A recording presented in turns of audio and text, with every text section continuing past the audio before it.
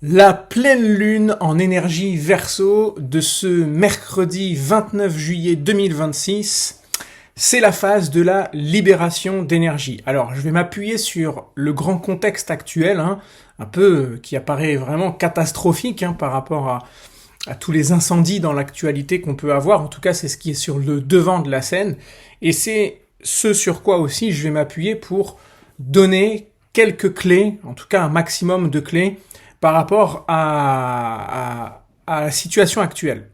Alors, comme je le redis ici, la pleine lune est une phase de libération d'énergie. C'est là où on arrive à l'apogée du mois. Si on suivait un calendrier lunaire, on serait à l'apogée du mois. C'est là où toute l'énergie est libérée. Pour qu'il y ait une pleine lune, il faut bien que la lune soit pleinement éclairée, ici, pleinement éclairée par le soleil qui est en face. Donc il y a un axe. Cet axe-là, il est hyper important puisque on parle souvent, quasiment toujours des signes en astrologie, mais on parle rarement des axes puisque, en fait, ça fonctionne exactement, comme dans toute la grande tradition primordiale nous l'enseigne, comme un tout.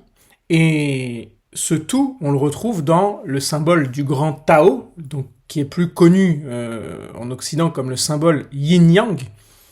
Yin-yang, il n'y a pas yin et yang, c'est yin-yang ensemble. Donc, il n'y a pas le lion et le Verseau, c'est lion-Verseau ensemble en fait. L'axe dans lequel se situe cette pleine lune est l'axe lion-Verseau. C'est l'axe du pouvoir, c'est l'axe de la royauté, c'est l'axe aussi de la responsabilité, de la créativité, des dons et des talents. C'est l'axe des grands projets et des grands idéaux humains.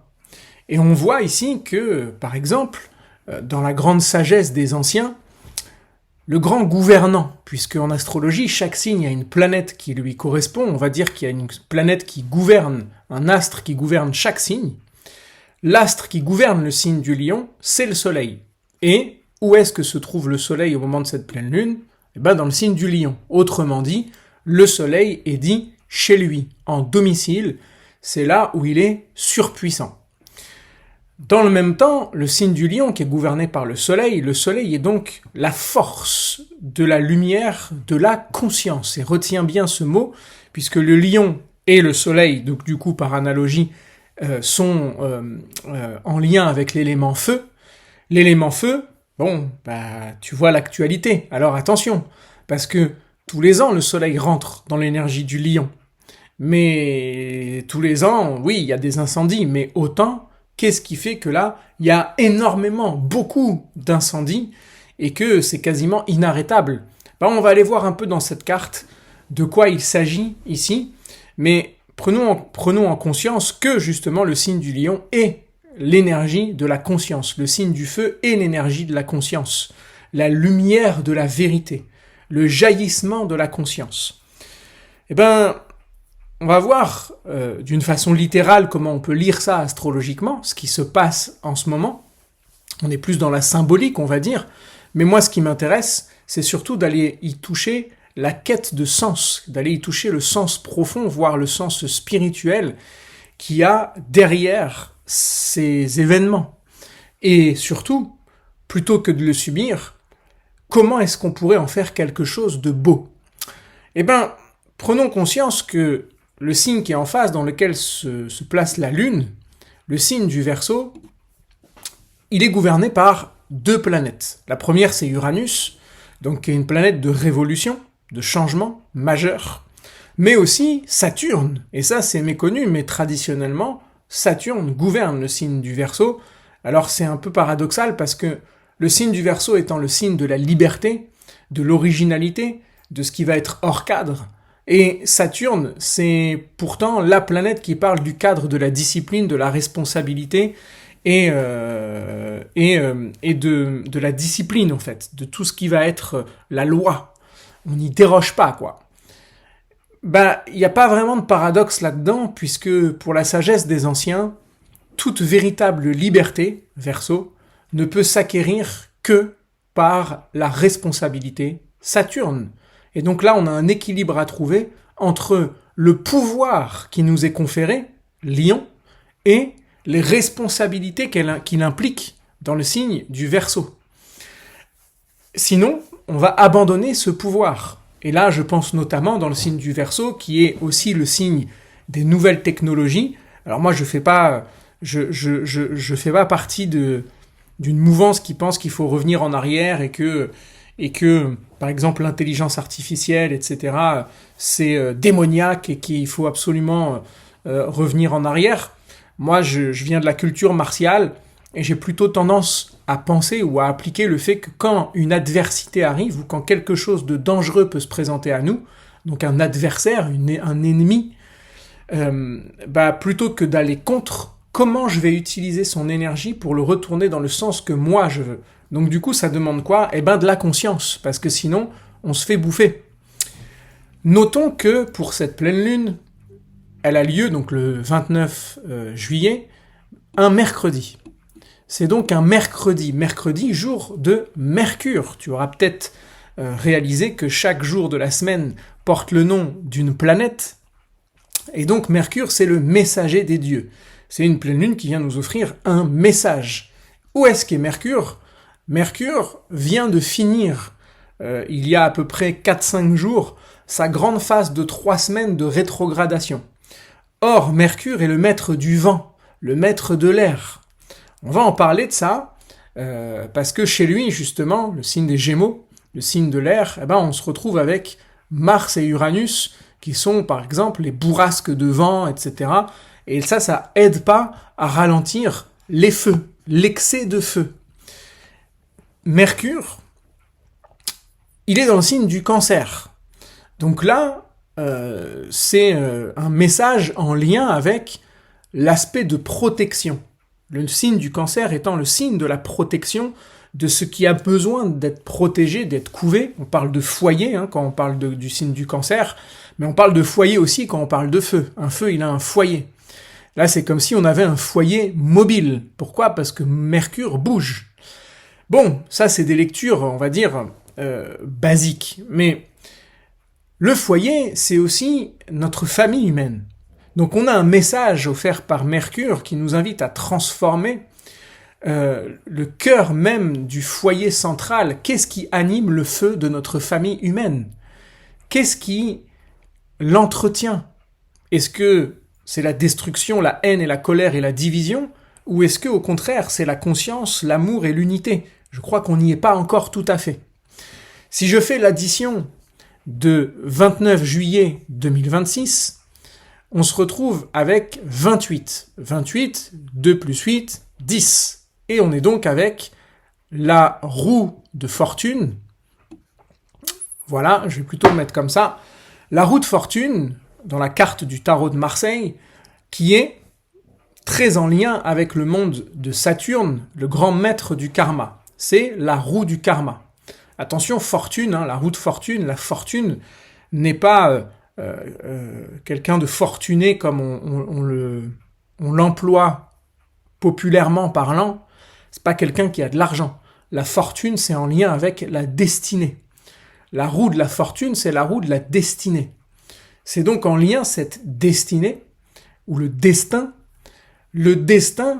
y est soumis celui ou celle dont la conscience est endormie, puisque la roue lui fait répéter par loi de cause à effet les mêmes forces descendantes, ce que je plante comme graine dans le terreau de ma réalité, et ce qui donc va être généré vers les mondes subtils, les forces ascendantes, et qui sont récoltées par le seigneur du karma, qu'est Saturne. Donc là, on voit bien qu'il y a un pouvoir avec cette couronne, et une épée qui tranche, qui est impartiale, ou en tout cas qui est censée être impartiale. Alors, c'est intéressant de noter que soit on peut y voir les restes d'une sorte d'animal comme une biche. Bon, Saturne gouverne le monde du Capricorne, mais il ressemble aussi à une sorte de démon, un être un peu démoniaque là, cet être qui est là-haut. Mais oui, mais parce que Saturne a toujours été perçu comme un vieux démon, mais il n'est pas démoniaque. Saturne, il incarne juste la loi universelle, les lois universelles. Et elles sont impartiales, les lois universelles.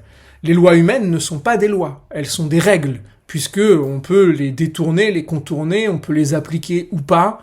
La loi universelle, que tu sois petit, grand, noir, rouge, bleu, juif, musulman, chrétien, bouddhiste, ce que tu veux, la loi universelle s'applique. La loi de la gravité, bon, jusque-là, elle s'applique à tout le monde. Ensuite, par rapport à cette carte, on voit qu'il y a quelque chose en lien avec ce qui se répète. Ce qui se répète encore et encore. Bah ouais, c'est la roue. C'est la roue qui tourne. Et si on a certaines conséquences, c'est parce qu'il y a des mêmes causes. Et aux mêmes causes, les mêmes conséquences. Aux mêmes conséquences, les mêmes réactions qui vont produire des nouvelles causes, qui vont recréer les mêmes conséquences. Et on tourne en boucle, et on tourne en rond. Et on pense qu'on est libre, alors que pas du tout. En fait, on ne fait que répéter les choses. Il y avait un grand enseignant que j'ai eu dans ma vie qui disait « Au plus on change, au plus on reste les mêmes ». C'est-à-dire que le décor peut changer, certes, on peut évoluer technologiquement parlant, dans le confort, triompher de la matière, faire des découvertes incroyables. Ça, c'est le décor du plateau de théâtre qui change. Mais en fait, on reste les mêmes. Parce que rien ne nous est donné pour provoquer un processus initiatique. Et initio veut dire nouveau commencement. Donc s'il y a un nouveau commencement, ça veut dire qu'on sort de cette roue. Et ce nouveau commencement ne peut se faire que par une connaissance, une gnose, qui vient nous offrir une expérience intérieure, nous permettant d'aller vers notre véritable nature divine, c'est-à-dire la réactivation de notre héritage. Sauf que la société dans laquelle on vit est contre-initiatique et nous fait nous enliser dans la matière. Et la seule chose qui peut activer cette roue, ici, alors l'activer pour en prendre conscience aussi, pour prendre conscience des rouages, bah c'est la conscience. La personne qui tire la carte là, c'est nous. Et donc cette conscience-là, qui est en face de cette carte, c'est elle qui active la manivelle de cette roue. Donc pour sortir de ça, il va falloir prendre conscience de ces schémas. Eh bien, prenons conscience que j'ai voulu regarder la conjonction exacte. Cette pleine lune nous offre deux conjonctions. Donc une conjonction, c'est quand deux planètes s'allient. Deux forces planétaires s'allient entre elles pour œuvrer ensemble. Déjà, la première, c'est au degré exact, 6 degrés du Lion, Soleil, Jupiter, ensemble. Au degré exact, le 6e degré du Lion. Jupiter est la plus grosse de toutes les planètes. Elle amplifie tout ce qu'elle touche au point d'en amener un excès. Et là, je l'ai dit tout à l'heure, on est dans le signe de feu. Donc il y a un excès de feu. Beaucoup, beaucoup, beaucoup de feu. Et en face, qu'est-ce que ça peut amener ? Une autre conjonction. Lune, Pluton. La Lune, c'est le foyer. C'est l'ancrage, là où on est. Et Pluton, c'est la destruction, la mort. C'est chaotique. C'est transformateur. Donc là, on est dans un excès de feu dévastateur, un excès de feu meurtrier. Et bon, je pense que les rouages derrière nous échappent un petit peu de ce qui provoque ou ce qui a provoqué ça. Mais il y a dans le signe des Gémeaux, je suis un peu méfiant parce que il pourrait y avoir une sorte de manipulation derrière. Bon, on verra ce que le temps nous dira. Quoi qu'il en soit, j'ai voulu aller voir quand est-ce qu'était la dernière fois qu'il y avait une conjonction Soleil-Jupiter. Alors ça, c'est pas difficile, il suffit de connaître les cycles planétaires. Jupiter met 12 ans à faire le tour du zodiaque. Donc tous les 12 ans, il se retrouve au mois de juillet-août dans le signe du Lion avec le Soleil. Donc ça, c'est une fois tous les 12 ans. Mais pour que Soleil-Jupiter se retrouvent ensemble dans le signe du Lion avec Pluton en face dans le signe du Verseau, alors là, pour le coup, c'est pas il y a 12 ans. Et en plus, tant qu'à faire, pourquoi pas aller chercher le moment de la pleine lune. Eh ben, ce moment-là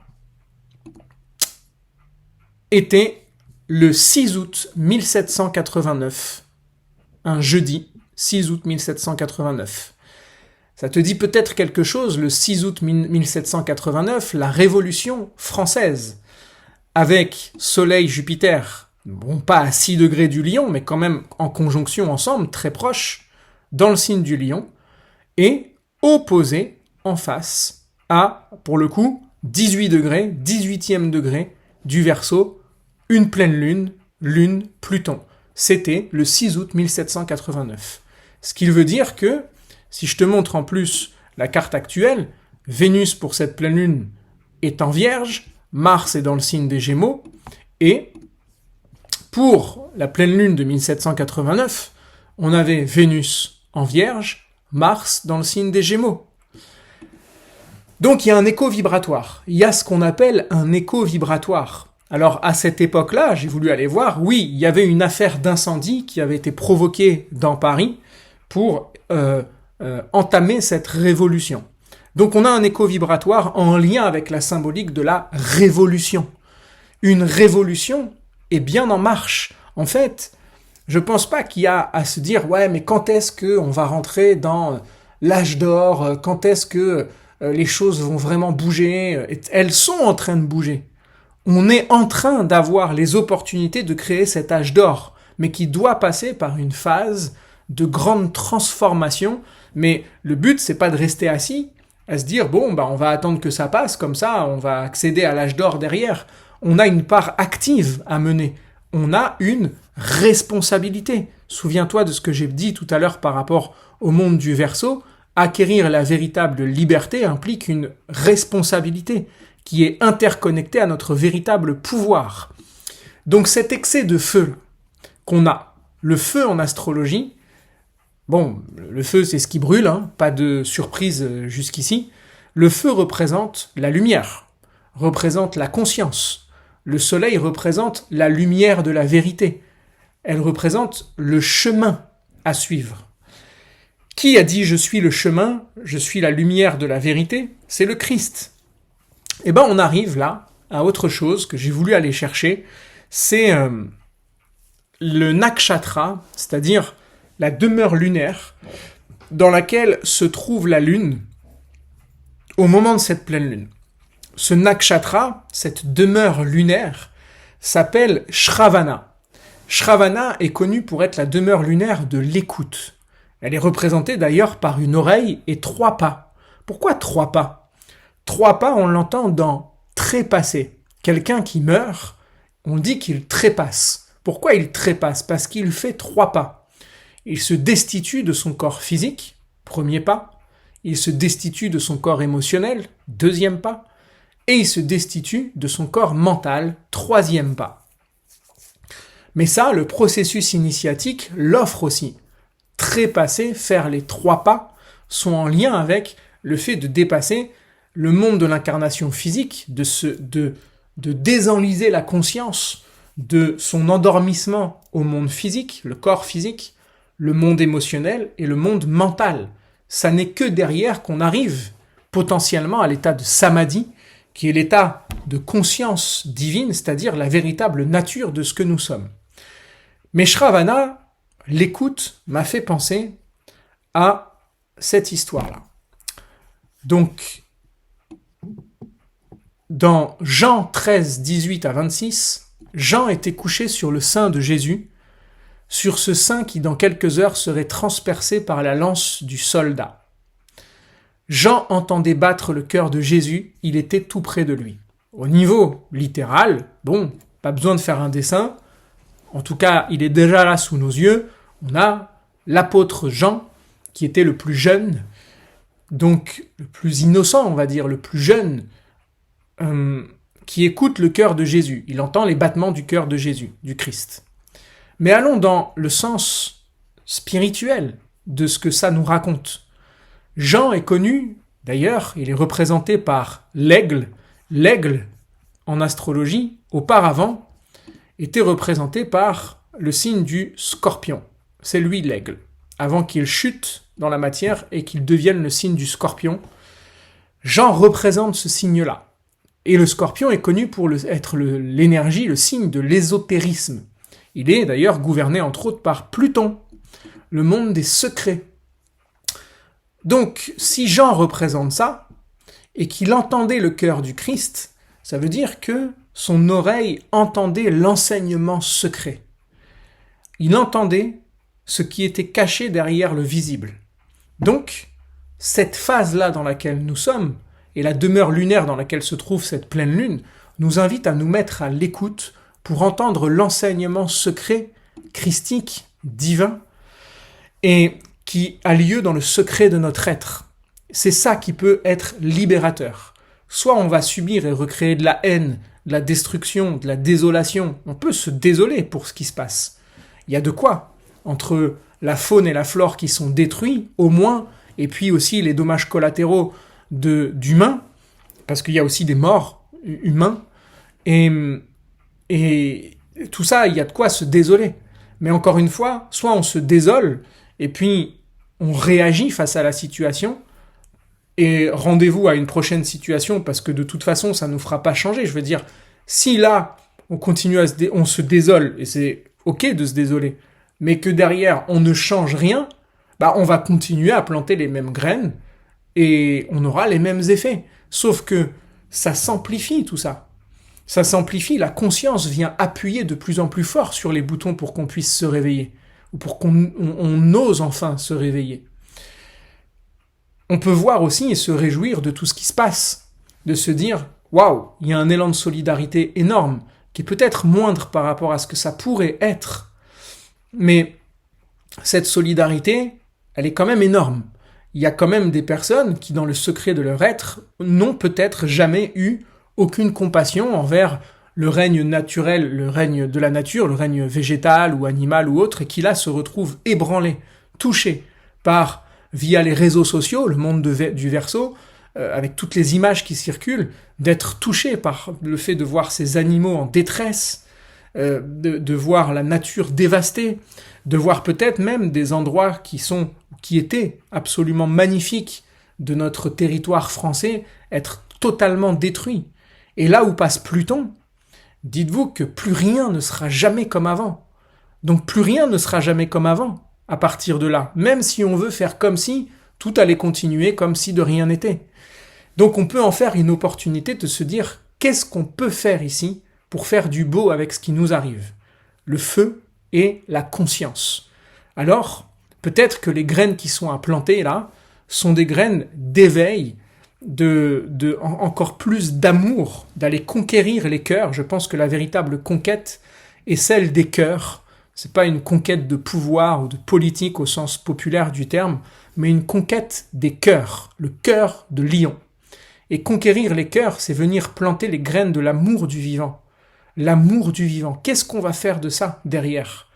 Est-ce qu'on va continuer à dévaster le vivant ou est-ce que un arbre, un chêne immense va pousser et qui va témoigner de par ses fruits, les fruits c'est ce qu'on va produire en tant qu'individu dans notre vie, de l'amour du vivant, de notre lien à la terre-mère, à Notre-Dame de la Terre. Elle est là la vraie cathédrale. Et cet amour qui est dans nos cœurs envers cette cathédrale, Notre-Dame de la Terre, qui contient en son sein le règne minéral, végétal, animal, humain, et puis suprasensible, c'est-à-dire qui va au-delà de nos sens, parce que il y a aussi d'autres formes de vie qui ne sont pas captables par nos sens.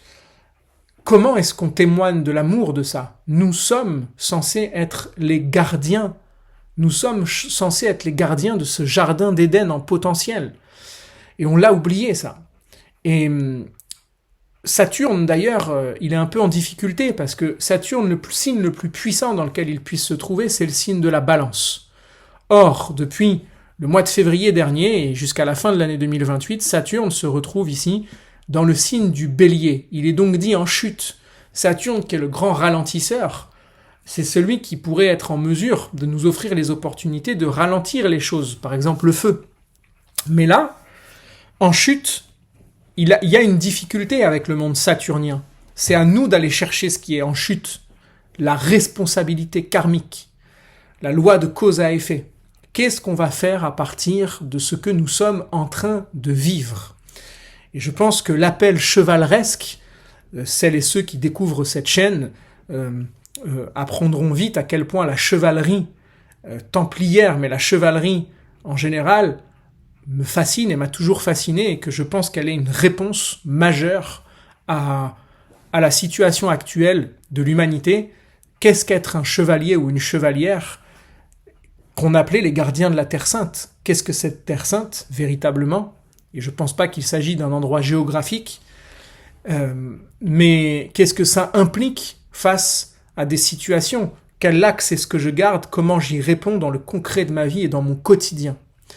Eh bien, il y a un appel chevaleresque ici, puisque il est au service d'une royauté, d'une souveraineté, et c'est ça qui est en jeu. Notre royauté et notre souveraineté, signe du lion.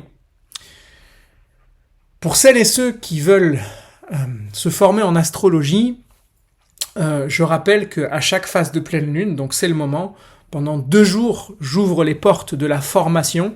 Il suffit de remplir le formulaire juste en dessous de la vidéo pour pouvoir avoir accès à la formation niveau 1, si vous voulez apprendre toutes les bases de l'astrologie et vous former au langage des étoiles, ou le niveau 2, si vous avez déjà des bases et que vous voulez aller encore plus loin. Accrochez-vous, le niveau 2, c'est un peu une bourrasque.